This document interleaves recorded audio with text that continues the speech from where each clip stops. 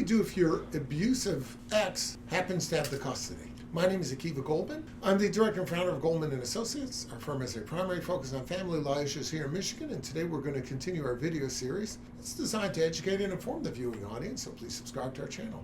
When we talk about the abusive ex having custody, we presume, therefore, that what is going on is the abusive nature of the person developed after he got the custody.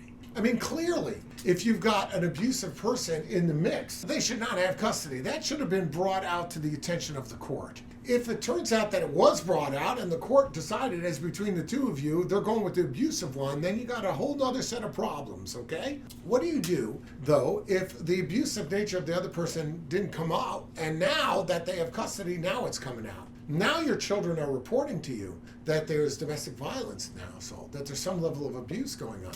If that's the case, you have a duty. You got a responsibility as a party to the case and as a parent to make sure that the court knows about that. So in that situation, motions should be filed. There should be a motion to change custody, a motion to perhaps, limit the exposure of the abusive parent to the children. There should be appropriate legal steps taken. They're not going to be taken by you, fighting with the other person, coming in and removing the kids from the home. That may seem like a good thing to do at the time, and under very, very extenuating circumstances, sometimes that occurs. But the truth of the matter is, if you're following the appropriate legal protocol, you let your lawyer know, and he or she files a motion to remove the children from that scenario, and maybe even get a temporary order allowing a pickup of the children if the court can be satisfied that there's enough going on to support such order. But that's what you're supposed to do. Go through the legal channels, because if you do that, you're assured of getting the court involved and handling it the appropriate way. As soon as you start taking shortcuts, as soon as you start engaging in self-help,